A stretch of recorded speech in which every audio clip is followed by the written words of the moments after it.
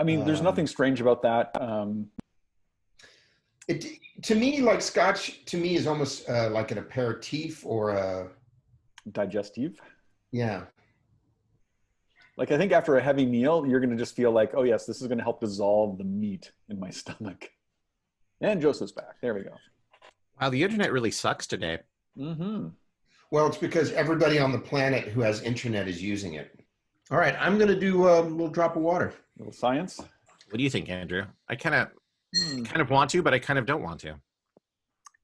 See, my fallback is I have the bottle here still, so if it doesn't work out, I can go back without water. So I'm going to try. Yeah, I was just thinking if there was like more in that, if they had a little more, then I would do it. But since this is all I have, I don't know. Unless you, both of you, rave about it. So we'll see.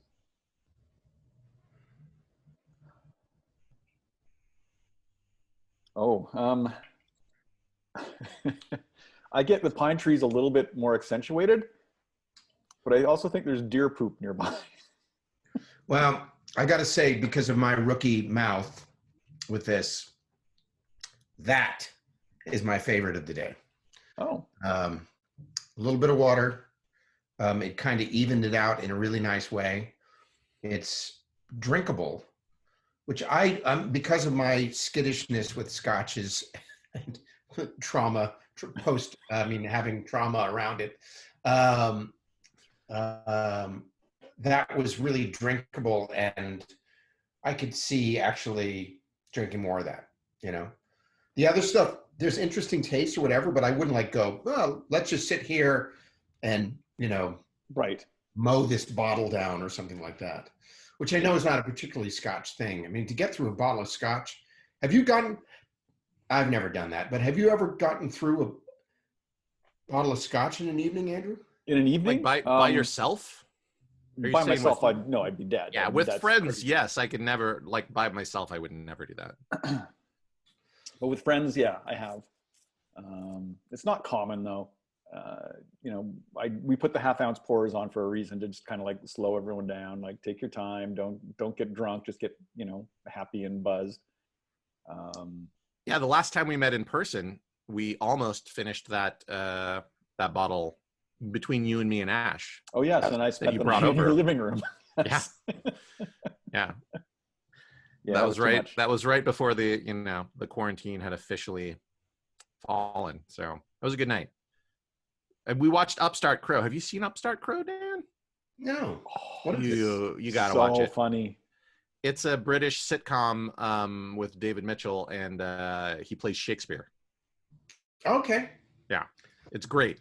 It's full of inside Shakespeare jokes. Yeah, you'd really like it. It's like if you like Shakespeare, it's a kind of a niche audience, but it's great. Oh. All right, I'm gonna put a little water in then. I'm gonna do it. I feel like you both have inspired me. I'm gonna try it. I like it with water. But you found it on Hulu or something? Yeah, Go ahead. I think BBC America, maybe. It's out there on the internet somewhere. You can find it. Okay. There used to be a very cool bookstore up at Universal City Walk when they still had the UCLA campus up there, which was awesome. I used to teach up there on City Walk. On the second story of City Walks, they had classrooms, and it was great. And there was a great bookstore coffee shop called Upstart Crow, and I never knew where the name came from, and it's Shakespeare. Yep. Who knew? Yeah. Well, it's the critic of Shakespeare, right? It was Robert. What's his name? Robert Smith. Robert. What's his name? Robert something. Robert Conrad. No.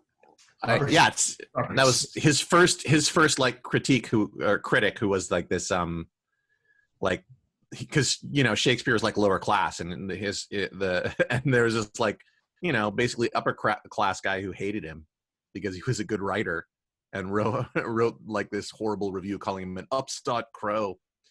And I want to know who the actor is, because I definitely have I've stolen that voice that he does. He does this very specific voice, and I've definitely used it like for improv and stuff. That sort of he always says like, and now by strict convention, I will speak only to the audience, and no one else can hear me. And this upstart crew. Like it's so affected and over the top. It's awesome.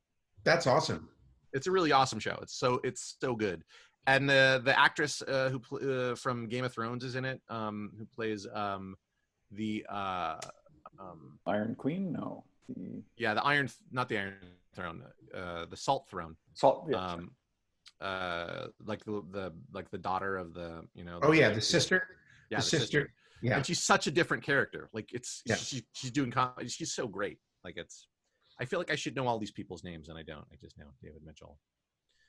It's a terrific thing about the English acting world is that people are allowed to do comedy, tragedy, musicals, as opposed to the pigeonholing in sort of American acting, which is a drag.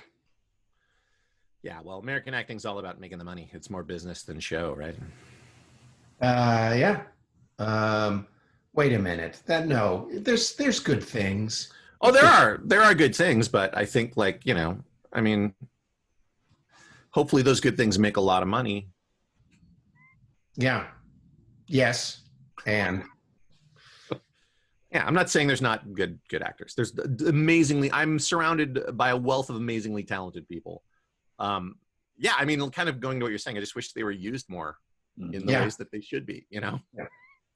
Totally. Yeah. Oh. Yeah, this is definitely my favorite today. This is my favorite today too. I like it. I like it with the water. I think I'd be a yes on the water with this. This is, it opens up more. Yeah, I'm getting more of those buttery sort of flavors. Those but the pine is there more, and I like it. But you know, the pine and the citrus, I don't know. I'm tasting them more. I get more of the savory meat that you were talking about roasting inside the castle with the water, just towards the finish, just before the finish kind of kicks in fully. Nice like rib roast or something, just like really tied tight with maybe some cloves stuck in it. Oh, Andrew, you're making me extraordinarily hungry. I'm a vegetarian too, and I know those flavors. Yeah. On a spit, dripping. I'm gonna pour the water over while you turn it. Fat crackling on the outside and dripping down into the fire. Because of the lock-in, I made some steaks last week that were just amazing. With the sort of butter and olive oil as they're searing in the pan. Yeah, so much fun. Do you find you have to do dishes more often? Oh yeah, I'm doing dishes constantly. But that was the idea behind the chili. You make a big chili, and then you have one pot, and you just take it out, reheat it, and just eat it out of the pot. Yeah, I get it. Well, no. I guess one could eat out of the pot. It really holds up. It's really good. Yeah, chili's great. I love making things chili. that you make and you keep in the fridge overnight. I find that the next day they're even better because the flavors have had more time to kind of meld together. So chili or lasagna, just so good the next day. God, your lasagna. I'm thinking about pasta. Oh man. And a rib roast. We have like delivery of like these like kind of prepackaged meals that you make. A lot of them are pasta, but they're all like healthy. They're like mostly like gluten-free, and like the pasta is made from lentils and stuff like that. They're really good. Lentil pasta. What's the company? What is the company? Ash. Edie. Ash. Sage. Nobody. Sage. Oh, she's probably also like she's also sage? streaming. So, like last night we had lentil quinoa rice mix, roasted vegetables with herbs, garlicky chickpea duo, and beet pesto. Nice. Oh goodness. I've been playing more role-playing games too. Okay, let me just gird my loins. Let's do it again. Go ahead. Hold on. I'm sorry, did I interrupt your thing? Yeah. I'm so sorry. 3 times. I'm sorry. No, that's okay. Hey everyone. Hi, look at Ash. Ash. Hello. I was streaming and Joseph kept trying to talk to me. Oh. Well, I may have been drinking whiskey. Oh, are you guys doing the podcast? Yeah. Okay, Yes. so now we're evens. We're squaresies. Except I'm not streaming live. We can edit this. This is fine. Yeah. Also, we're not deep into. I think they're recording it as well, but also we're not deep into vampire characters. So, No. Well, you're not. This is my vampire character. Who likes whiskey and is out during the daytime? It's fine. I have a question, Dan. You don't know what this question is, so stop laughing. You don't know what it is. Do you like whiskey? No. I fucking love whiskey. It kind of seemed almost timed together at this point. I feel like that's close enough for. Yeah. Thanks, Dan. Cheers. Cheers. Cheers. Mm.